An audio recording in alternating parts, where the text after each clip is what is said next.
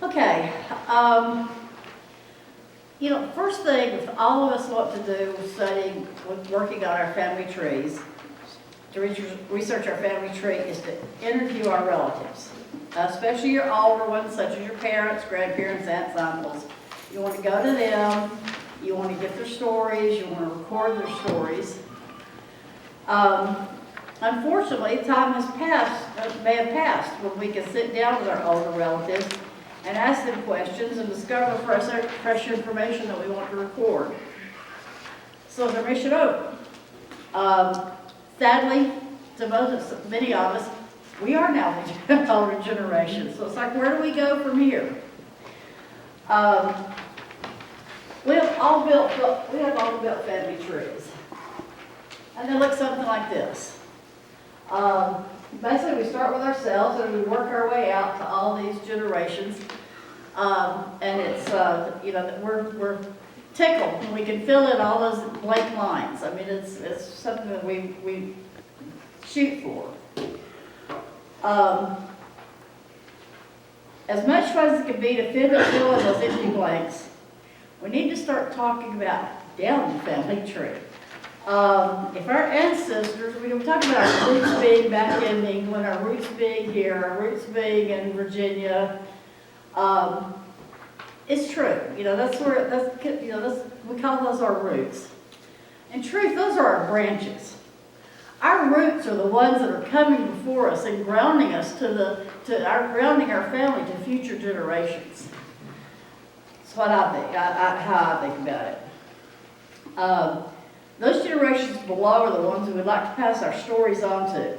Hopefully they'll remember us a generation or two beyond our grandchildren, great nieces, whoever, little neighbor kids that we're close to. Any of the younger generation that we are close to, we'd like for them to, a generation or two down the line say, oh, my mom knew of this guy who was real interesting and lived next door, or, was a great uncle, or a terrific great grandfather, or whatever. We want to pass our information along to, here I am. You want to get down below now. It's the area below or to the left of that we are talking about today, where we follow the family tree. I was calculating the other night, I had 2 sisters and a brother, so there were 4 children. My parents and 4 children. And I was calculating the other night, including spouses, children, grandchildren, now 1 great-grandchild. Out of those 4 names, we've added 35 names to our family tree. That's all, most of us have that. Brothers, sisters, kids, whatever. We need to start paying attention to those below our name on the family tree, or over to the left of us on the family tree, as opposed to all those lines we're filling in on the right.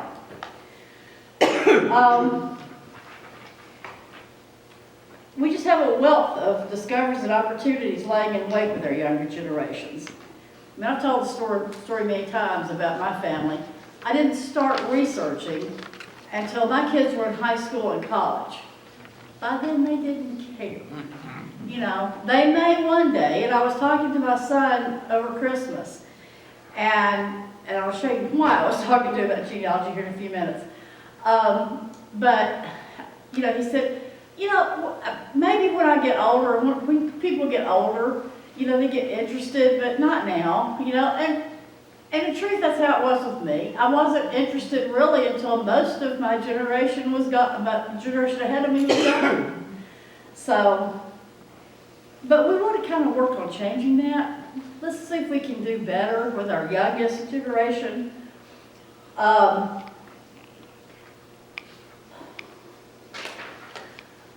It's not easy to talk to the younger generation.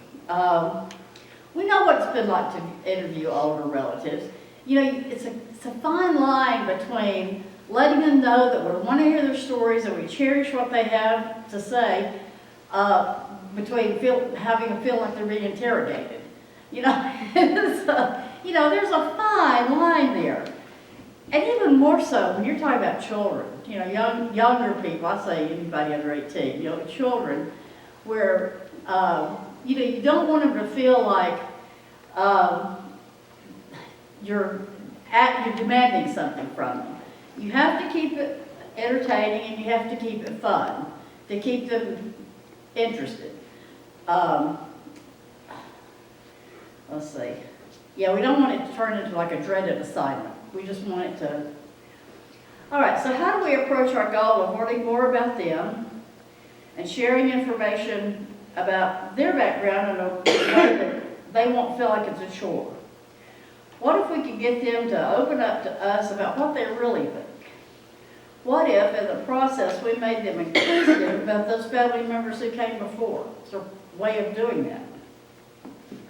We have a tendency to forget that our children, grandchildren, nieces, nephews, young cousins, and the like, they're a gold mine of information. They have feelings, they have opinions. Those little bundles of energy are just packed full of curiosity. If we can tap into those young minds and manage to approach it right, we have the potential of implanting in them a small seed that may make them curious about who came before. I mean, let's face it. These are my grandchildren. These are the iPads their face stays in. Kids these days have numerous forms of entertainment right at their fingertips. They have electronic tablets, cell phones, streaming TV for starters.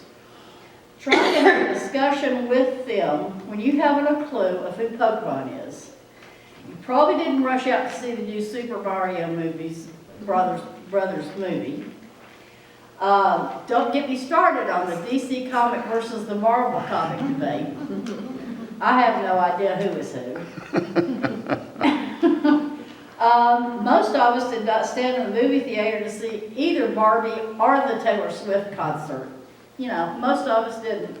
That's, if you have a 12-year-old in your household, you got to know these things.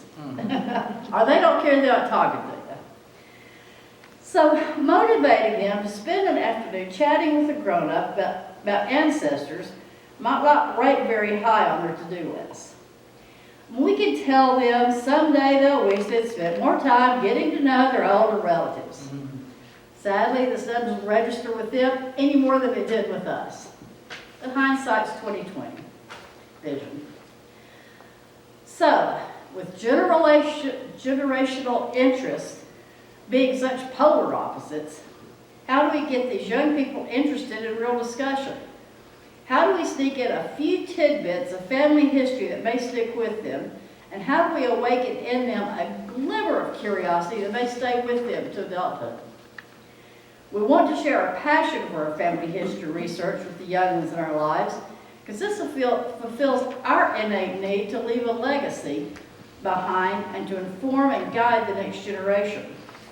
And in fact, this sharing is beneficial for both the storyteller and the young person if you can get them to listen long enough.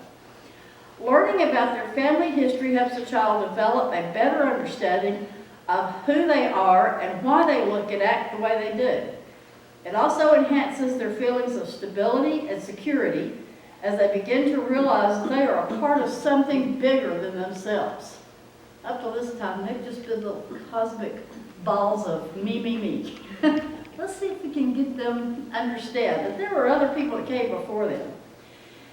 And yeah, I'm as guilty as everyone. I pick my kids up on usually Friday afternoon after school. They get in the car. How was school today? Was it a good day? Y'all want to go to Dollar Tree? You know, this is amazing how much fun you can have for $10 at Dollar Tree. But you know, that's it. I mean, that's pretty much as deep as like I say, I'm as guilty as anyone. We need to start asking open-ended questions, or questions that we can explore a little deeper without making them feel like we're forcing anything on them. Number one rule is children love to talk about themselves. If you can hit the right note with them, they will talk your ears off. But you can't overwhelm them. You can't feel like they're being interrogated. I've got some questions here. Don't try to go down the list. Pick one or two, the topics that's going to be something going along with what they're doing now or something at the time, and go from there. First thing you need to do is listen to their answers. It's amazing what some of these kids can come up with. My 7 now 8-year-old grandson can come up with stuff that just absolutely amazes me sometimes about where did that come from. So listen to them. Try to complement their responses with little nuggets of information about their family. They want a dog, their mom won't let them have a dog, yeah. I had a dog when I was growing up, and yeah, it was hard to take care of. Just try to fit little nuggets in where you can. To let them know about you and maybe your parents or their parents or, whoever. Just try to fit those little nuggets in. Try to instill in them stories that they will want to pass along to their own family someday. Best thing you do is remind them of stories you remember that you had, stories that you had with them when they were younger. They may not remember the events when they were very young, if they were very young, but they're going to remember that they were important enough to you that you treasure those memories. And, let's lock those memories into, oh yeah, I can, years later, oh, my Granny and I went somewhere. She would take us somewhere. Some leading questions, I've got them on the handout. You probably don't need to read them all out. Instead of, how was your day? Fine. This is about all you get. Try, what was the funniest thing that happened to you today? What did you do best today? What was your favorite subject in school today and why? Things like that. Try to get answer questions to them that are going to open them up a little bit. Same with food. What's your favorite food? At holidays, what relatives bring your favorite dish? Things like this. Try to get them to open up. Maybe talk about a favorite dish. Once they have expressed their opinions, tell them kind of what, oh, yeah, my great aunt used to bring pimento cheese that we loved or something, whatever. Just try to add little nuggets of their past history to the conversation. Talk about their best friends. What are their 3 best friends? Who is their very best friend and why? Why do they have that person as their best friend? And what is it about that best friend that you think likes them? What is it that makes that best friend? And they may say, because I'm good at jump rope or whatever. We like the same movies or whatever it is. You can go into, one thing I love about you are your eyes, and they remind me of my mother's eyes. Try to get, again, if we have given an opportunity, let's try to get some family history when we have a chance. Again, questions are on here. There's things about places, shared places, sharing vacations. Did we take road trips when we were growing up, or did we fly on a plane? Have they flown on a plane? What was it like? Oh, I remember the first time I flew on a plane, I was kind of scared. We flew to New York. Add those little nuggets in there where you can. Just talk about some activities we can do. Let's talk about some activities that we can do with them to expand their knowledge. The National Archives has a website. I put it on your handout. It's an excellent place if you're dealing with young people and you want a basic family tree to fill out, a family chart. They've got some terrific freebies that you can download, that you can print off. This makes for a fun afternoon if you're dealing with your so I've got some, see this basic family trees. They've even got one, I know that this day and age, we have a lot of families that are blended. They have a family tree on there for blended families. it's a really good website to use. Doing a family tree can be fun. You know, it's a fun afternoon if there's nothing else to do, and it gets their face out of their iPad. and I did this with my grandchildren when I was keeping them for several days, and they enjoyed it. They enjoyed doing this. In this, I didn't have a picture of it, but in this same website on the National Archives, they even have family records. Kind of got these out of order, I think. The family record sheet that's fun to work on, and the migration journey maps. There's both the U.S. and the world. And these are, you know, you sit there and color with them. You know, oh, yeah, we had family that came from here. Let's color that orange, and they came into here. Let's color that orange. You know, I mean, just there's little things you can do, activities that, as long as you're holding their attention. Big thing you want to do is hold their attention. One thing I found fun, I don't know if, you know, kids these days generally don't, you don't read to kids unless they're really little. You know, you really don't read that much to kids anymore, because now they read to themselves. They have their own iPads and they have to do all this. But I did find some old childcraft books that I had from when I was little, going through some stuff. And one was biographies of famous people. Well, in one of them, there was a story about the Wright brothers. And it turns out we are related to the Wright brothers. And so I brought that when I was keeping the kids, and I read them the story about the Wright brothers. Yeah, it's old, it's rudimentary, it's, you know, it's a very simplistic story, maybe somewhat crossover, but it got them interested. And I read that to them, and the next day, my granddaughter got the book back out and started reading it again to her and her brother. She was actually, because she said, you know, we were related to them. I mean, finding out that they were related and wanting to know how they were related, and things that I did not have at my fingertips when I was talking to them. But they were fascinated by that.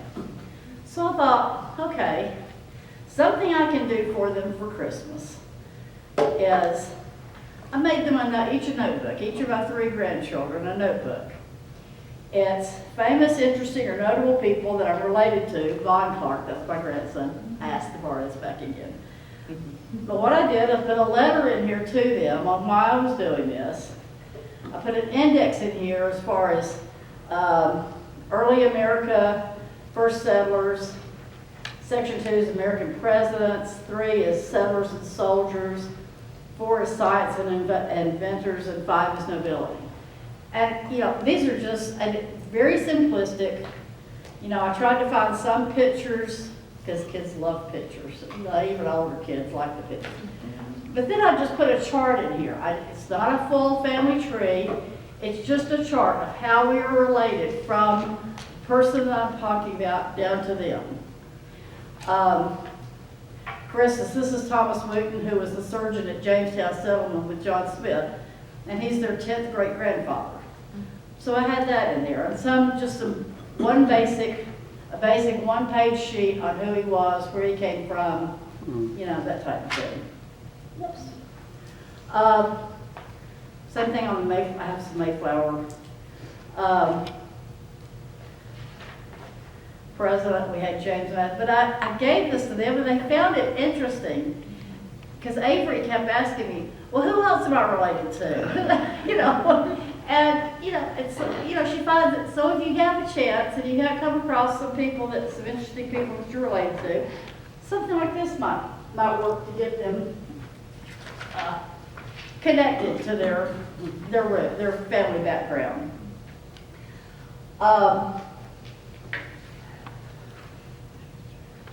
See, she was tickled with it. That was her opening her. That's Avery opening her. She says, "Oh, good. Now, you know, now I have a list." And I put it a little loosely, so I can if I come across other people in the future, I can add it to the book. I have to give them pages to add to it, but they were fascinated. It seemed to be a hit. Even the 15-year-old, we took it down, and she sat there on the floor and flipped through the whole thing. You know, like, you know, things that she didn't know. There's other activities that you can do. If you have a large family gathering, you can give each child a list of 2 or 3 questions that they can ask an assigned person in the family who's there.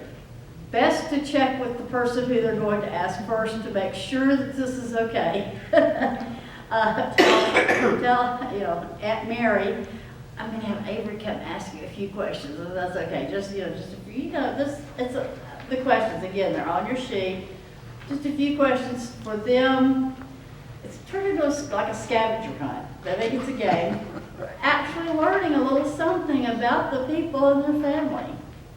So it's you know, I'm just all for trying to get our children connected to their family, to their family.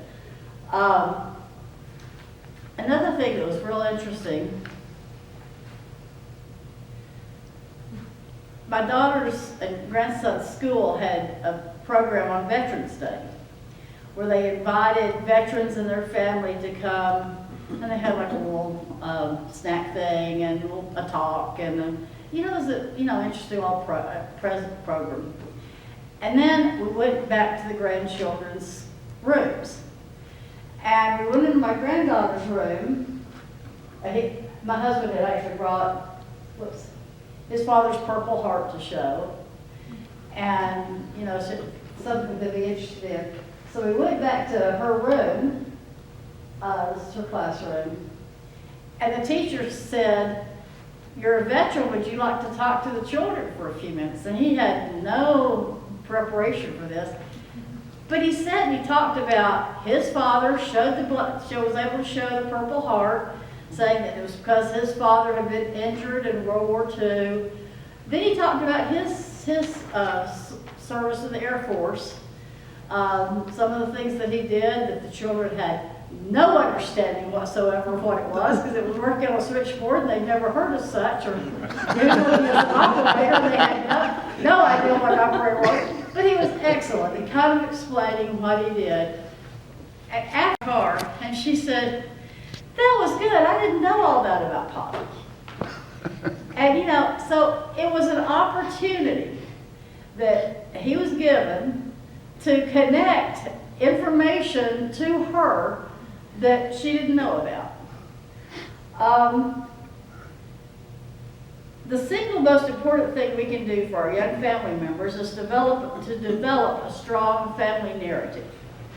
It was proven in an Emory University study in the early 2000s that young people who know a lot about their families tend to do better when faced with challenges. The results determine that the more a child learns about their family history, the stronger their sense of control over their lives and a higher self-esteem that they have. The bottom line is this: family stories give children confidence, courage, perspective, and greater understanding. We have it in our power to give them a sense of belonging that will stay with them. Seeing that others in their family have persevered through good times and bad will provide perspective on challenges they will inevitably encounter. Really getting to know these young people's interests, thoughts, and feelings will greatly enrich your own life, just as sharing stories of yourself, your siblings, your parents, and even past ancestors will enhance their lives.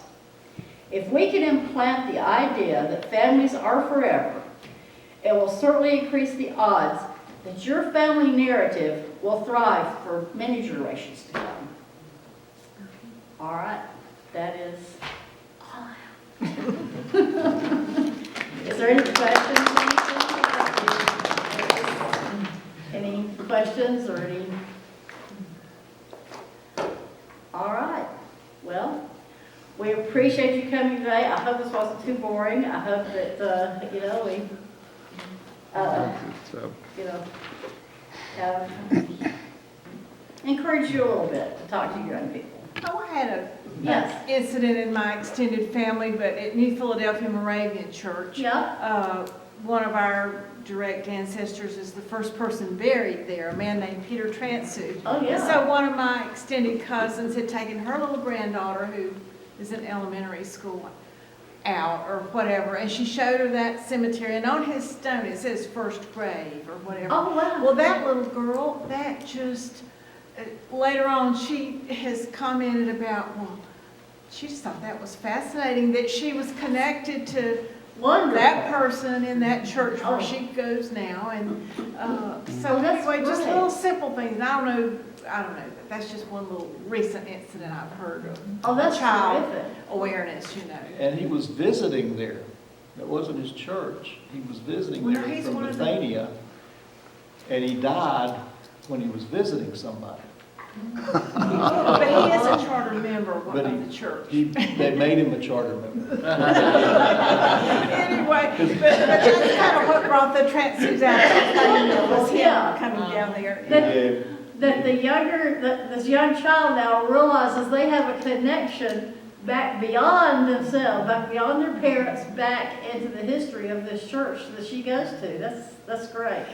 I have to just share something about myself growing up and going to Girl Scouts at New Philadelphia, and that is my family church also. But when we, they put out at Easter time, sometimes now it's people in the church Sunday schools or whatever, but they put flowers out on the graves, particularly the older generations that don't have anybody to bring fresh flowers. So that was something our Girl Scout troop did when I was in Scouts at that church. And so when I went around, I found some of these people, I'd heard their names or didn't know their names, but one of my family names is Burke. And at some point in time, B-U-R-K became B-U-R-K-E. And so, but we didn't know why. Well, anyway, I had found Polly and Andrew Burke up there, and my grandparents were living, and so I went and asked my grandfather, and I was about 8 or 9 years old, so this is all you're thinking about. But I went to him and I said, well, I found these graves, and I hadn't heard anybody talk about them before. Yeah. And he said, well, those are my grandparents.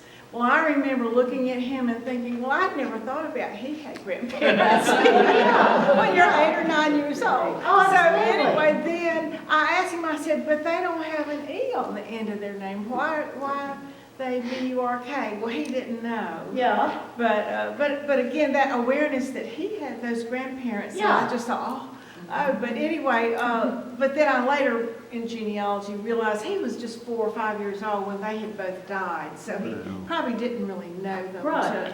to know anything. But But I did just at always least have he passed that on to you. right. Yeah.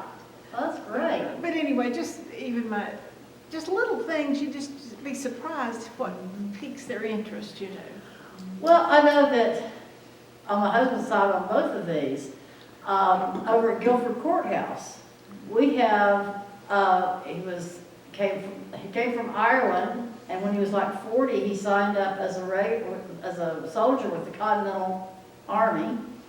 And he went Cowpens, we know it was Cowpens to Guilford Courthouse. And Guilford Courthouse has a printout, you can go in and ask a printout of the soldiers who were there. And so now, this is, a half a mile or a mile from their house. And, we told them that you actually had a something great-grandfather, now we can tell them that it was their 6th great-grandfather, that actually served and fought there at Guilford Courthouse. But yeah, the things that are local. And, it may not be people that are they're not, in the history books, but they're important people. One is this. This is in Chattanooga. There is a historical marker down by the river at Ross's Landing, and it's the first citizens of Chattanooga. And on it is a William Thrailkill. Now, his father always said they weren't related. They were not related. Well, turns out he was like his 3rd great-grandfather. So it's, but they didn't know that because the lines had gotten, the information had gotten skewed.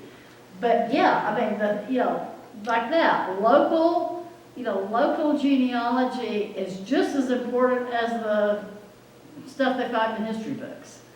It's it's a real connection, on the ground connection to people that they're related to. That's great. I'm loving that he shared with you Right, but I think about myself, you know, just those 2 or 3 questions was all I could comprehend at the time. Yeah. And then you think now, oh, well, if I could have asked blah, blah, blah, blah, blah, you Well, know, yeah. as an adult, but that is a good example of, you know, just asking him, who were these people? I'd never heard anybody talk about them. And then I said, why don't they spell their name the same? You know, Yeah. and that ties into what you're telling us Oh, yeah. about Yeah, just simple little catcher nugget. absolutely, yeah. Just get those little nuggets out there and plant those little nuggets that, you know, hopefully as they're young, as they get older, they'll have some desire to explore further. And some stones at New Philadelphia, because John Crater's actually has Johann Gritter and in parentheses, so that you know he had 2 different spellings of both names. Oh, And that was smart. oh, yeah. Back, you know, 40 Oh, years yeah. ago. Translating from German to English, yeah, kind of coming from that. Because he moved out, when he moved out there, that's when he changed it. Because when he first got there, he was Johann Gritter. And then all of a sudden, the next census, he's John Crater. And if you wouldn't know he's the same person. I mean, you wouldn't know if it wasn't a relative. When they Americanized it, they chose what they They wanted. wanted to sound like everybody, you know, because Yeah. the Burke family was right there, all these families that Yeah. we're entwined with.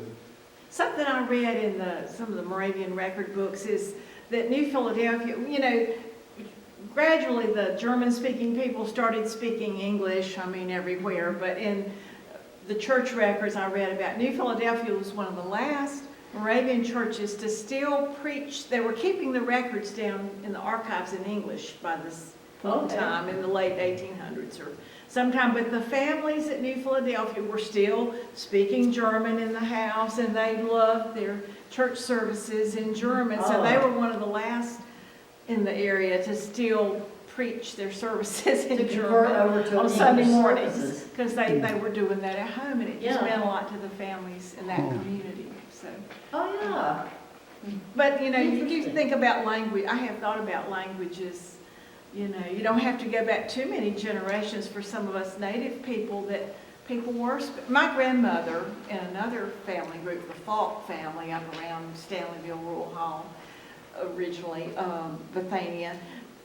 My grandmother remembers her grandfather and his sister and that family generation speaking German.